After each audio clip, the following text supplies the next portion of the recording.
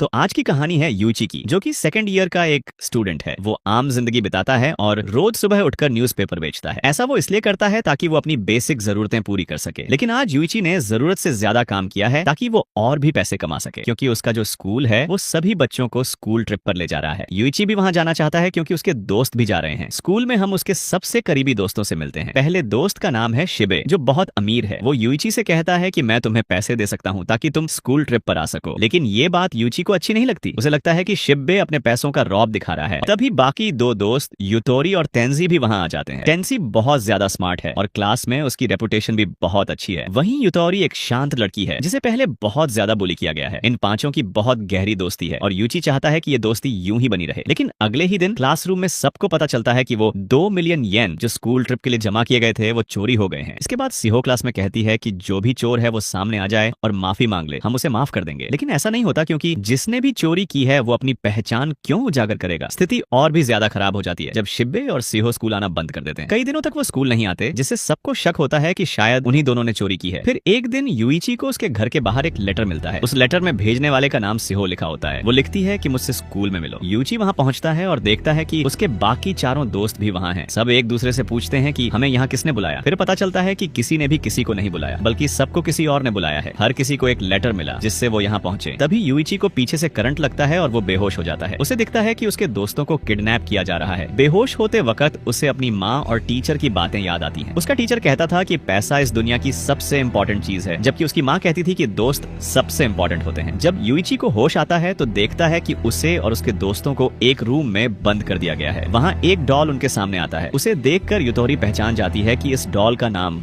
मनाबू है, क्योंकि ऐसा ही एक कैरेक्टर पहले एक एनिमेटेड शो में आया था। मनाबू बताता है कि आप सभी एक गेम में हिस्सा लेने जा रहे हैं। अगर आप गेम जीतते हैं तो हर राउंड में आपको 2 मिलियन येन मिलेंगे। अगर आप पूरा गेम जीतते हैं तो आपको कुल 20 मिलियन येन दिए जाएंगे। इन्हीं पैसों से आपको अपना कर्ज चुकाना होगा। यूची कहता है कि हमने तो तुमसे कोई कर्ज नहीं लिया। मनाबू कहता है कि तुमने नहीं, लेकिन तुम पांचों में से किसी एक ने 20 मिलियन येन का कर्ज लिया है और उसे चुकाना होगा। तेंजी कहता है कि पहली बात, तुमने हमें किडनैप किया है, हम तुम्हारे खिलाफ शिकायत करेंगे। और दूसरा, तुम्हारे पास क्या सबूत है कि हमने तुमसे कोई कर्ज लिया है। मनाबू बताता है कि तुम में से किसी एक ने पहले ही 2 मिलियन येन जमा किए हैं इस गेम को शुरू करने के लिए, और वही इंसान स्कूल के पैसे भी चुराने वाला है। मनाबू कहता है कि अगर तुम चाहो तो गेम से बाहर जा सकते हो, लेकिन जो 2 मिलियन येन जमा किए गए हैं वो वापस नहीं मिलेंगे, और जिसने भी 20 मिलियन का कर्ज लिया है उसे अकेले ही चुकाना पड़ेगा। लेकिन अगर तुम सब गेम में भाग लेते हो तो वो पैसा तुम पांचों में बराबर बांट दिया जाएगा, यानी कि हर किसी के हिस्से में 4 मिलियन येन आएंगे। जैसे जैसे तुम गेम जीतोगे पैसा कम होता जाएगा, और अगर गेम हारते हो तो पैसा डबल हो जाएगा। फिर सभी को एक टेबल पर ले जाया जाता है जहाँ एक बड़ा कॉइन और सबके नाम के बैज रखे हैं। इन बैजेस पर इनका कर्ज लगातार शो होता रहेगा, लेकिन गेम शुरू होने के बाद ये किसी को नहीं दिखा सकते। अगर किसी ने ऐसा किया तो उसका कर्ज डबल कर दिया जाएगा। फिर गेम समझाया जाता है। टेबल पर एक बड़ा कॉइन है, सभी को उस पर हाथ रखना है। हर राउंड में एक एक करके एक सवाल पूछा जाएगा। अगर सबको लगता है कि जवाब हाँ है तो कॉइन अपने आप यस पर चला जाएगा। अगर किसी एक को भी लगे कि जवाब नो है तो कॉइन नो पर चला जाएगा। ये गेम इनकी यूनिटी टेस्ट करेगा। गेम के दौरान कोई भी एक दूसरे से बात नहीं कर सकता, सिर्फ वही व्यक्ति जो सवाल पढ़ रहा है वो बोल सकता है। अगर किसी ने रूल तोड़ा तो उसका कर्ज डबल हो जाएगा। आखिरी रूल, जिसका स्कोर सबसे कम होगा उसके कर्ज में बाकियों का कर्ज भी जोड़ दिया जाएगा। गेम जीतने के लिए जरूरी है कि सभी की यूनिटी बनी रहे, कि उनके ऊपर जो 4 बिलियन का कर्जा है उसमें से केवल 4 लाख ही कम हुआ है, और यहाँ पर यूइची के ऊपर जो कर्जा है वो 4 बिलियन का ही रह गया, क्योंकि जब यूइची ने सवाल पूछा था तब सबने नो आंसर दिया था, यानी कि उसका जो कर्जा था वो 2 बिलियन का हो गया था, लेकिन जब उसने सबके सामने बोल दिया तो वो फिर से 4 अरब का हो गया। इसके बाद मनाबू वहाँ आता है और बोलता है कि अब हमें सेकंड गेम खेलना होगा। लेकिन यहाँ पर यूइची थोड़ी देर के लिए रुकता है। वो सबके क्वेश्चन पेपर को देखना चाहता था ताकि उसे पता चल सके कि उनके प्रश्नों में क्या लिखा गया था, लेकिन इसके लिए बहुत देर हो जाती है, क्योंकि हर किसी की पेपर में जो प्रश्न लिखा गया था वो अचानक से गायब हो जाता है। तभी वहाँ सिहो भी आ जाती है और वह यूइची के साथ डिस्कस कर रही होती है कि हम में से ट्रेटर कौन हो सकता है। अब यहाँ पर यूइची को ऐसा लग रहा था कि सिहो हो सकती है जो ट्रेटर हो, क्योंकि स्टार्टिंग में जब गेम शुरू होने वाला था तब सिहो ने बोला था कि हमें ये गेम खेलना होगा, और उसने एक बार भी ये नहीं सोचा कि हम में से कौन ऐसा हो सकता है जिसने स्कूल ट्रिप के 2 मिलियन येन चुराए हैं और ऊपर से इन लोगों से कर्जा ले रखा है। लेकिन यहाँ पर सबसे अजीब बात ये होती है कि जब सिहो यूइची के पास आती है तो वह बताती है कि वह उसे पसंद करती है, और वह ये भी रिवील करती है कि जब पहले राउंड का सवाल पूछा गया था तो वह बोलने वाली थी, जिसके कारण उसके ऊपर भी पेनल्टी डाल दी गई और उसका कर्जा भी बढ़ गया है। इन दोनों की बात तेंजी सुन लेता है, लेकिन जो ऑर्गेनाइजर्स होते हैं उन्हें यह बात पता चल जाती है कि यूची बहुत ज्यादा स्मार्ट है, और खासकर जब बात पैसों की हो तो यूची को कोई नहीं हरा सकता। लेकिन उन्हें ऐसा लगता है कि इतना ज्यादा शार्प माइंड होना भी काफी नहीं होगा हर गेम जीतने के लिए। लिए। इन 5 दोस्तों में से कोई एक ऐसा है जो इनकी फ्रेंडशिप को तोड़ना चाहता है। जब अगला गेम शुरू होने वाला होता है तो इन्हें बताया जाता है कि इस गेम को कुछ ऑडियंस ऊपर से देखेंगे और गेम में तुम्हें अपने दोस्तों की इंसल्ट करनी है। लेकिन अभी भी इन लोगों को समझ में नहीं आ रहा होता है, तो मनाबू उन्हें समझाता है, देखो तुम्हें इस रूम के अंदर जाना है बारी बारी से। फिर अंदर जाने के बाद एक कागज के टुकड़े पर तुम्हें अपने दोस्त के बारे में कुछ बुरी चीजें लिखनी है और उसे एक बॉक्स में डाल देना है। फिर मैं जाऊंगा उस रूम में और उस बॉक्स से वह कागज निकाल कर लाऊंगा और बाद में जो भी लिखा गया होगा उसे सबके सामने पढ़कर सुनाऊंगा। फिर ऑडियंस वोट करेगी कि तुम में से किससे कितना आगे बढ़ना चाहिए और जो भी सबसे पहले फिनिश लाइन पार करेगा उसके ऊपर सारा कर्जा आ जाएगा और बाकी के चारों को एलिमिनेट कर दिया जाएगा। लेकिन अगर तुम में से कोई भी किसी के बारे में कुछ नहीं लिखता है और ऑडियंस तुमको वोट नहीं देती है तो तुम लोग हर बार एक स्टेप आगे बढ़ोगे, यानी कि तुम सब मिलकर फिनिशिंग लाइन पार कर सकते हो और फिर तुम्हें अगला थर्ड गेम खेलना होगा। आखिर में मनाबू सबको एक वार्निंग देता है कि तुम में से जो भी ट्रेटर है वह ये नहीं चाहेगा कि तुम सब मिलकर फिनिश लाइन पार करो। जैसे ही गेम शुरू होता है पहले 2 राउंड में कोई भी किसी के बारे में कुछ नहीं लिखता और इस वजह से सब लोग एक साथ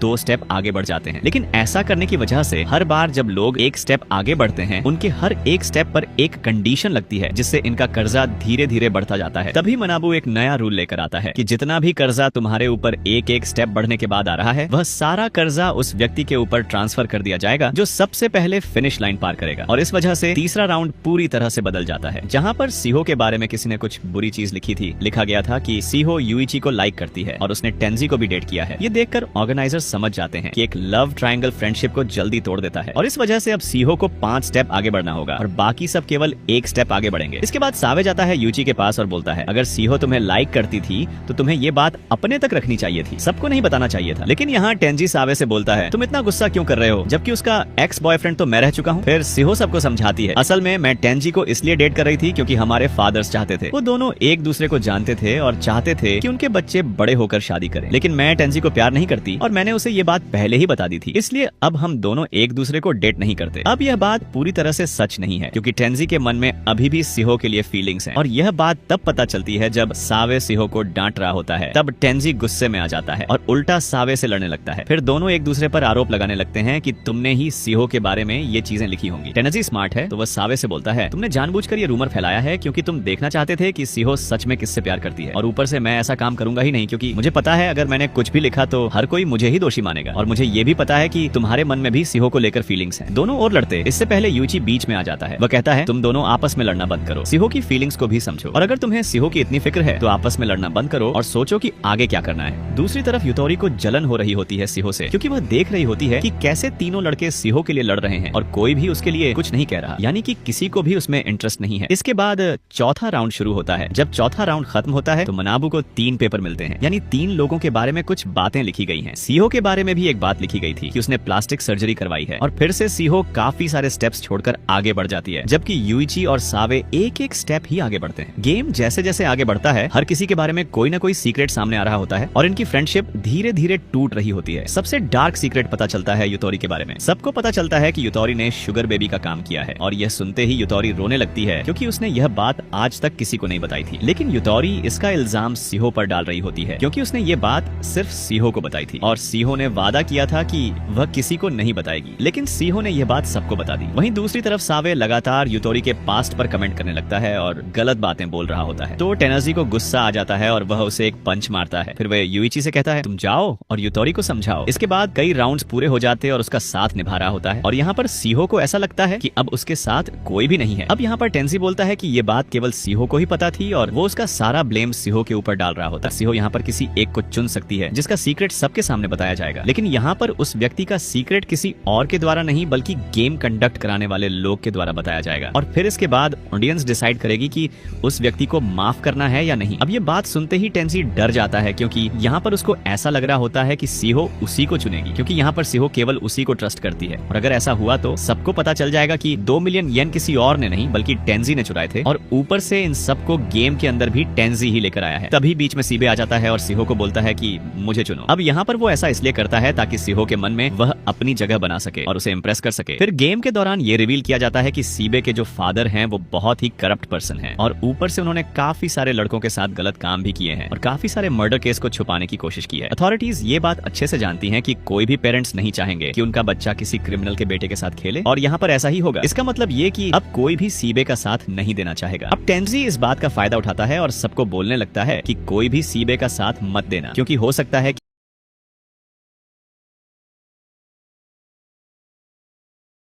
कि सीबे भी एक क्रिमिनल हो, लेकिन उसके फादर ने यह बात छुपा दी है और इसके बाद सीबे बहुत अकेला पड़ जाता है। लेकिन जैसे ये राउंड खत्म होता है तब मानबू बताता है कि केवल एक आदमी के बारे में एक डार्क सीक्रेट लिखा गया है और वो है सीबी के बारे में, जहाँ पर लिखा यह गया है कि सीबे ने एक आदमी का खून कर दिया है। टेंजी भी इस बात से हैरान था क्योंकि उसने ये बात नहीं लिखी थी और वह यही सोच रहा होता है कि ऐसा लिखा किसने। अब यहाँ पर वह चुप रहता है, कुछ नहीं बोलता, क्योंकि उसको ऐसा लगता है कि अगर वह कुछ बोलेगा तो सबसे पहला शक उसी पर जाएगा। लेकिन तभी उसकी नजर जाती है यूची पर और वह समझ जाता है कि यह काम किसी और का नहीं बल्कि यूची का है। अब यहाँ पर सीबे लगातार समझाने की कोशिश कर रहा होता है कि उसने किसी का खून नहीं किया और उसके बारे में जो लिखा गया है ये झूठ है। यहाँ पर टेंजी को भी ये बात पता होती है कि सीबे जैसा लड़का किसी का खून नहीं कर सकता और यूची ने जानबूझकर उसके बारे में ये झूठ लिखा है। फिर सीबे जाता है मानबू के पास और उसको बोलता है कि यह झूठ लिखा गया है, इसलिए तुम्हें उसको पनिश करना होगा जिसने मेरे बारे में यह झूठ लिखा है। यहाँ पर मानबू बताता है कि मैं ऐसा कर तो सकता हूँ, लेकिन रूल्स के मुताबिक तुम्हें सबसे पहले ये साबित करना होगा कि तुमने किसी का खून नहीं किया है। सीबे बोलता है कि एक काम करो, मेरे क्रिमिनल रिकॉर्ड चेक कर लो। लेकिन मानबू बताता है कि ऐसा नहीं हो सकता, क्योंकि हो सकता है तुम्हारे फादर ने तुम्हारा क्रिमिनल रिकॉर्ड साफ करवा दिया हो। अब यहाँ पर मानबू बोलता है ऑडियंस से, आप लोग क्या सोचते हैं? और क्योंकि ऑडियंस को यही लगता है कि सीबे ने सही में खून किया होगा तो यहाँ पर सीबे का पॉइंट्स बढ़ जाता है। फिर यूइची जाता है सीबे के पास और बोलता है कि मुझे तुम पर ट्रस्ट है और फिर वो ये भी रिवील करता है कि जो हम में से ट्रेटर है वही सबके सीक्रेट चुपके से लिख रहा है और गेम के स्टार्टिंग से ही हम लोगों से झूठ बोलता आ रहा है। लेकिन अभी यूइची उसके बारे में नहीं बता सकता क्योंकि उसको भी पूरी तरह से नहीं पता कि उनमें से ट्रेटर कौन है। यहाँ पर टेंसी थोड़ी देर के लिए घबरा जाता है, लेकिन उसको ऐसा लगता है कि यूइची ऐसे ही बोल रहा है, मतलब उसको भी पूरी तरह से कंफर्म नहीं है कि ट्रेटर कौन है। तभी यूइची एक प्लान के साथ आता है। वो बोलता है कि अब क्योंकि सीबे सबसे आगे चल रहा है तो हम अपने बारे में कोई ना कोई डार्क सीक्रेट पेपर के ऊपर लिखेंगे ताकि हम सब लोग भी सीबी तक पहुंच जाएं और कोई भी इस रूल को नहीं तोड़ेगा। यानी कि कोई भी सीबी के बारे में कोई भी बुरी चीज नहीं लिखेगा बल्कि अपने बारे में ही लिखेगा। और अगर किसी ने अपने बारे में ना लिखकर सीबे के बारे में लिखा तो हम समझ जाएंगे कि ट्रेटर कौन है। लेकिन टेंजी इससे डिसएग्री कर देता है और बोलता है कि मैं इसको नहीं करने वाला। अगर तुम्हें पता है कि ट्रेटर कौन है तो उसका नाम अभी बता दो। अब यहाँ पर टेंसी जानबूझकर यूइची से लगातार सवाल पूछ रहा होता है क्योंकि उसको पता है कि यूइची को असल में ट्रेटर कौन है ये नहीं पता और ऐसा करने से वह यूइची के ऊपर प्रेशर बनाएगा जिसके बाद यूइची घबरा जाएगा। लेकिन यहाँ पर यूइची कुछ भी नहीं बताता और जब अगला राउंड स्टार्ट होता है तो उसका रिजल्ट बहुत ही हैरान करने वाला था क्योंकि इस बार 10 चिट्ठियां निकलती हैं जिनमें हर किसी के बारे में कुछ न कुछ लिखा हुआ था और इसकी वजह से यूइची का जो प्लान होता है वह फेल हो जाता है। तब यहाँ पर टेंसी उसको बोलता है कि अब तुम्हें बताना ही पड़ेगा कि ट्रेटर कौन है। लेकिन यहाँ पर यूइची शांत रहता है और बोलता है कि मुझे नहीं पता कि ट्रेटर कौन है, मैंने तो ये कहानी ऐसी बनाई थी और मुझे लगा था कि मेरा प्लान सक्सेसफुल हो जाएगा, लेकिन ऐसा हुआ नहीं। और अब टेंसी पूरी कॉन्फिडेंस में आ जाता है कि उसका प्लान अब एग्जीक्यूट हो जाएगा और वो सिहो को सबसे अलग कर देगा। और यह गेम तब तक चलता रहता है जब तक कि सिहो आखिरी स्टेप तक नहीं पहुंच जाती। और अब सिहो क्योंकि आखिरी स्टेप पर पहुंच गई थी तो एक और स्टेप उसे लेना है और उसके बाद वह थर्ड गेम में पहुंच जाएगी। इसका मतलब यह है कि अब सिहो चाहे कुछ भी कर ले वो पीछे नहीं हट पाएगी। लेकिन तभी गेम के अथॉरिटीज को यह बात पता चलती है कि यूची स्टार्टिंग से इस गेम को मैनिपुलेट कर रहा था और किसी को पता भी नहीं चला। यहाँ पर यूची चाहता था कि हर कोई एक साथ मिलकर काम करे ताकि ट्रेटर का पता लगाया जा सके। और यहाँ पर यूची बोलता है कि अगले राउंड के लिए हम सब लोग एक एक पर्चा लेंगे और उसके अंदर लिखेंगे कि मैं वही व्यक्ति हूँ जो इन सबको गेम के अंदर लेकर आया हूँ। ऐसा लिखने से होगा ये कि अगर हमने झूठ लिखा है तो गेम वाले हमें पनिश करेंगे और हम सब लोग थर्ड राउंड में चले जाएंगे, लेकिन हम में से जो ट्रेटर है उसको पनिशमेंट नहीं दी जाएगी और वो यहीं पर रुका रहेगा। और यहाँ पर सबसे पहले टेंजी को भेजा जाता है लिखने के लिए क्योंकि सिहो सबसे ज्यादा ट्रस्ट उसी को कर रही है। अब यहाँ पर टेंजी घबरा जाता है लेकिन उसको समझ में नहीं आता कि उसे क्या करना चाहिए। फिर वह सोचता है कि उसे वही करना चाहिए जो अभी यूइची बोल रहा है और बाद में जब वह पकड़ा जाएगा तो वह बहाना मार देगा कि उसने ऐसा क्यों किया था। लेकिन जब रिजल्ट आता है